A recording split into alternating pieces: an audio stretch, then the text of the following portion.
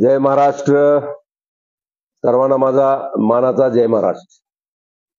आज या ठिकाणी आपल्या महाराष्ट्र राज्यामध्ये निवडणुका ज्या ज्या जवळ येत आहेत त्या अनुषंगानं विविध जाती धर्मांची रिझर्वेशन संदर्भातली, आपल्या अधिकारासंदर्भातली, हक्कासंदर्भातली या ठिकाणी मोर्चे, आंदोलनं आणि उपोषणं या ठिकाणी चालू आहेत.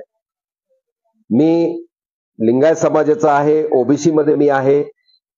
आपण आजपर्यंत पाहिलेलं आहे की आतापर्यंत माननीय श्री मनोज जरांगे पाटील साहेब यांच्या आंदोलनाला मी नेहमी पाठिंबा दिलेला आहे. कारण छत्रपती शिवराय माझ्या काळजामध्ये, छातीवरती काळजामध्ये माझ्या आशीर्वाद देत आहे. मित्रांनो, या ठिकाणी माननीय जरांगे पाटील यांचं आज 6वा दिवस उपोषणाचा आहे. त्याचप्रमाणे वडीगोद्री या ठिकाणी ससाने आणि हाके साहेब या दोघांचंही उपोषण ओबीसी करता चालू आहे. आणि त्या अनुषंगानं माननीय जरांगे पाटील साहेब यांची प्रकृती खालावत चाललेली आपण पाहतोय. त्यांचं कितीतरी वेळा उपोषण झालेलं आहे. ते मेडिकल ट्रीटमेंट घ्यायला नाकारत होते. शासनानं बोलल्यानंतर परवा सलाईन वगैरे घेतल्याचं आपण पाहिलंय. तर या ठिकाणी आमचं असं म्हणणं आहे की मराठा बांधवाच्या अनेक दिवसापासूनच्या प्रलंबित ज्या मागण्या आहेत या मागण्या तात्काळ मान्य झाल्या पाहिजे. त्यांनी जे आरक्षण मागितलेलं आहे की आम्हाला ओबीसी मधूनच आरक्षण मिळालं पाहिजे. या ठिकाणी हैदराबाद गॅजेट असेल, सातारा असेल, मुंबई असेल, या ठिकाणी याचा अभ्यास किती दिवस तुम्ही करणार, हे कधी लागू करणार, आणि त्या दृष्टिकोनातनं भावनांची खेळ या ठिकाणी निवडणुकीच्या दरम्यान केला जातो. विविध कमिट्या शासनामार्फत नेमल्या जातात. कालच विशाल पाटील साहेबांचं मी हे जे वाचलेलं आहे सगळं, त्यांचं ट्रीटमेंट ही अभ्यास केलेला त्यांनी या समाजाबद्दलचा. तर आपण पूर्वी पाहिलेला आपल्याला प्रत्येक गावामध्ये मराठा समाजच नेतृत्व करतो असं दिसलेलं आहे. बाकी इतर समाजाला बरोबर घेऊन त्यांनी या ठिकाणी राज्य केलेलं आहे. छत्रपती शिवरायाच्या या स्वराज्यामध्ये शाहू महाराजांनी सुद्धा आरक्षण या वेळेला ज्या वेळेला दिलं, यांनी काय म्हणतात काम कर्तृत्वाची भूमिका किंवा पालकत्वाची भूमिका नेहमी या समाजाने बजावलेली आहे. परंतु आज दिवसेंदिवस काय म्हणतात बाकी इतर मराठा बांधव जे गरीब आहेत त्यांची परिस्थिती ही दिवसेंदिवस बिघडत चाललेली आहे. कारण वडील आणि आई, माझे दोन काय चुलते आणि वडील होते, त्यानंतर त्यांना 2-2, 4-4 लेकरं झाली, त्यानंतर झाली. आज 1 एकर, 1.5 एकर, अर्धा एकर सुद्धा राहिलेलं नाही. मुलाच्या शिक्षणाचा प्रश्न आहे. 1-1, 2-2 मार्कावरून आपल्याला ऍडमिशन मिळत नाही. आणि त्यामुळे या ठिकाणी मनोज जरांगे पाटील साहेब याच्या आंदोलनासाठी आपण पाहिलेलं आहे की आम्ही कारखान्याचं नाव सुद्धा बदलला. आम्ही आंबेडकर साहेबांनी जी ओबीसी बचावची ही काढली होती रथयात्रा, त्याला विरोध करून आम्ही वंचित मधून राजीनामा दिला. त्याचप्रमाणे इथनं दसऱ्याला मेळाव्याला सुद्धा आम्ही शिवसेनेच्या गेलो नाही. कारण मराठा बांधवाचा प्रश्न, आरक्षणचा प्रश्न या ठिकाणी सुटला पाहिजे.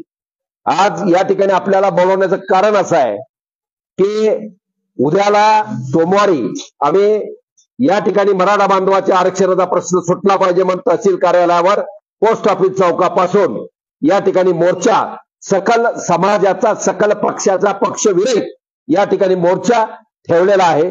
आणि त्या मोर्चा 11 वाजता पोस्ट ऑफिस चौकातनं सुरुवात होईल. आम्हाला पोलीस खात्याचे फोन आहेत आणि ते परवानगी संदर्भातलं काय होत आहे ते चाललेलं आहे. परंतु उद्याला आम्ही या ठिकाणी जरांगे पाटील साहेब यांच्या आणि इतर आंदोलन काय असतील त्या बाबतीमध्ये मोर्चाचं नियोजन केलेलं आहे. दुसरं वास्तविक खरी पत्रकार परिषद यासाठी आहे की जे गप घुम्याचं, गप गिळून मूग गिळतात, गप बसून मूग गिळतात असे काही नेते मंडळी या ठिकाणी या महाराष्ट्रामध्ये बरेच आहेत. दोन्ही समाजाला नुसतं गोंजारत राहायचं आणि तू बी माझा, हा बी माझा अशी परिस्थिती करत राहायचं.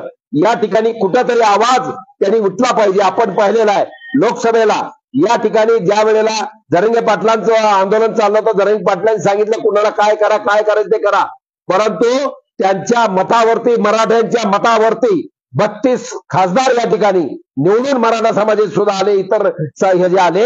आणि असे खासदार निवडून आल्यानंतर आपण जवळच कोणाचं नाव मी घेणार नाही, परंतु आपण पाहिलेलं आहे की त्यांनी पुन्हा मराठा बांधवाची त्या ठिकाणी भूमिका किंवा त्यांचा पाठिंबा देण्याची, त्यांना सपोर्ट करण्याची भूमिका घेतली नाही. आणि निवडून आल्यानंतर या ठिकाणी शब्द असे वापरले की त्या ठिकाणी कोटा वाढवावा लागेल, सेंट्रल गव्हर्नमेंट कायदा करावा लागेल. म्हणून काही खासदाराच्या प्रतिमेला जोडे मारो आंदोलन आपल्या शेजारीच कुठेतरी झाल्याचं मी त्यावेळेला पाहिलेलं आहे.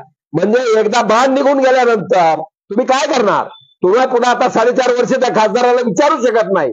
त्यामुळं या ठिकाणी आता जी निवडणूक येते ती निवडणुकीमध्ये आमदारकीचं इलेक्शन येत आहे, विधानसभेचं निवडणूक येत आहे आणि इतर या ठिकाणी काय बाकीच्याला आता आपण पाहिलंय. आपले या ठिकाणचे आमदार श्री राजेंद्र राऊत साहेब यांनी या ठिकाणी ओबीसी मधनं मराठा आरक्षण द्यावं यासाठी 1 दिवसाचं काय म्हणतात त्याला अधिवेशन भरवावं ही मागणी त्यांनी केली होती. ही मागणी केल्यानंतर बाकी 287 आमदार काय म्हणतात, मंत्री संत्री सीएम काय म्हणतात, त्या प्रत्येकाची भूमिका या ठिकाणी इलेक्शन म्हणजे तुम्ही मतदान देण्यापूर्वी तुमची फसवणूक होण्यापूर्वी या ठिकाणी त्यांनी सांगितली पाहिजे. आज जरंगे पाटील साहेब असतील, राऊत साहेब असतील, या दोघांचा वाद हा त्यांच्या काय म्हणतात मराठा बांधवांचा वाद आहे म्हणून आम्ही त्यात पडलो नाही, आम्ही त्याबद्दल बोलणारही नाही. परंतु या ठिकाणी जी भूमिका एक आमदार म्हणून त्यांनी आवाज उठवला, त्यांची बाजू घेत नाही, त्यांचं मनगट मला धरायचं आहे, मी उमेदवार त्यांच्या पुढे समोर आमदारकीला असणार आहे, हा विषय वेगळा आहे.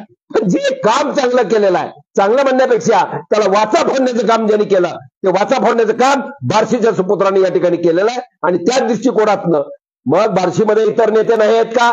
बार्शीमध्ये इतर पक्ष नाहीत का? बार्शीमध्ये इतर आमदारकीला उभा राहणार कोणी नाही आहे का? त्यांच्या तोंडाला काय झालेलं आहे? त्यांना काही बोलता येत नाही आहे का? त्यांना काय भूमिका मांडता येत नाही का?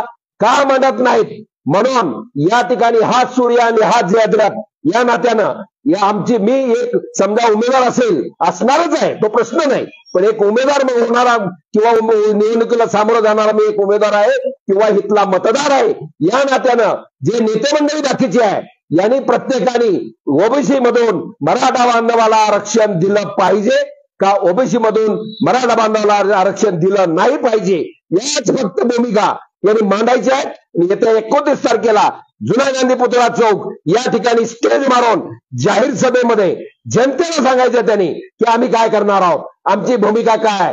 त्यांनी जर तिथं आले नाही तर त्या मराठा बांधवाने ओबीसी दोघांनी समजायचं की हा स्वार्थी आहे आणि हा स्वार्थापोटी या ठिकाणी समोर येत नाही, त्याचा भडका फाटला जात नाही आणि तो चिडीचोप काय म्हणतात मुख गिळतोय. तर त्या दृष्टिकोनातनं मतदान आम्हाला त्या ठिकाणी करता येईल अशी आमची भूमिका आहे. मग ते कुणी असतील, आजी असतील, माजी असतील, होणारे असतील, नगरसेवक असतील, त्यांनी त्या ठिकाणी यावं आणि त्यांनी आपल्या मराठा बांधवांनी ओबीसी यांच्याबद्दलची आपली जी भूमिका आहे ती भूमिका त्या ठिकाणी स्पष्ट करावी. जो कुठला नेता मध्ये आमदारकीला उभा राहणार आहे किंवा राहील आणि जर तो या 29 तारखेच्या हा सूर्य हा जयद्रथ या सभेला किंवा या स्टेजवरती येणार नाही, आपली मराठा बांधवाबद्दल ओबीसी बद्दलची भूमिका स्पष्ट करणार नाही आणि त्याला मग बांधवांनी काय शिकवायचं, मराठा बांधवांनी किंवा ओबीसीने काय शिकवायचं हा प्रश्न या बांधवांचा आहे. त्या पद्धतीने या ठिकाणी करावं म्हणून खरं या ठिकाणी पत्रकार परिषद मी आयोजित मेन ह्यानं केलेले आहे की आपले जे बाकी चूज काय गप्प बसलेले नेते मंडळी आहे, कुणी आवाज उठवायला मागत नाही, त्यालाही गोंजारतंय, ह्यालाही गोंजारतंय, त्यालाही गुदगुल्या करताय, ह्यालाही गुदगुल्या करताय. ह्या गुदगुल्या कुठेतरी संपल्या पाहिजे आणि त्यातनं काहीतरी निर्माण झालं पाहिजे. या दृष्टिकोनातनं या ठिकाणी 29 तारखेला आपण सभेचं नियोजन केलंय आणि त्या ठिकाणी म्हणजे जनतेची अदालत, जनतेचं अधिवेशन या दृष्टिकोनातनं आमदार आहेत, आमदारांनी मागितलं मोठं महाराष्ट्राचं अधिवेशन, आम्ही छोटे कार्यकर्ते आहोत, आम्ही या ठिकाणी आम्ही जनता आहोत, आम्ही वोटर आहोत, आम्ही या ठिकाणी आम्हाला जनतेचं अधिवेशन या ठिकाणी भरवायचंय आणि जनतेच्या अधिवेशन मध्ये जो उभा राहणार आहे त्यांनी तिथे यायचं. तो जर आला नाही तर लोकांनी समजून घ्यायचं, प्रतिनिधी पाठवला समजून घ्यायचं, कुठे बाहेर गावी गेला, कुठे ऍडमिट झाला, लोकांनी समजून घ्यायचं की ह्याची पापी वासना आहे आणि त्या वासनेपोटी त्याला काय धडा इलेक्शन मध्ये वोटिंगच्या माध्यमातून शिकवायचा तो शिकवायचा आहे. या दृष्टिकोनातनं या ठिकाणी आजची पत्रकार परिषद भरवलेली आहे. आज या शेडमध्ये आम्ही या ठिकाणी अण्णाभाऊ साठे, लोकशाहीर अण्णाभाऊ साठे यांच्याबद्दल या ठिकाणी भारतरत्न पुरस्कार द्यावा म्हणून रक्त काढून या ठिकाणी आमचा राजेंद्र गायकवाड सुद्धा त्यामध्ये होता, इतर कार्यकर्ते होते. आम्ही नुसतं नाटक नाही केलं, आमचं रक्त काढून त्या ठिकाणी पत्र त्यानंच झालं असं नाही, इतर सगळ्याच ह्याच्या ते श्रेय आहे, समाज बांधवांचं श्रेय आहे. परंतु या ठिकाणी आज अण्णाभाऊ साठे यांना काल भारतरत्न पुरस्कार शासनामार्फत देण्यात आला. त्याबद्दल मी शासनाचं, केंद्र सरकारचं आभार मानतो आणि त्यांचं अभिनंदन करतो. एवढंच बोलतो.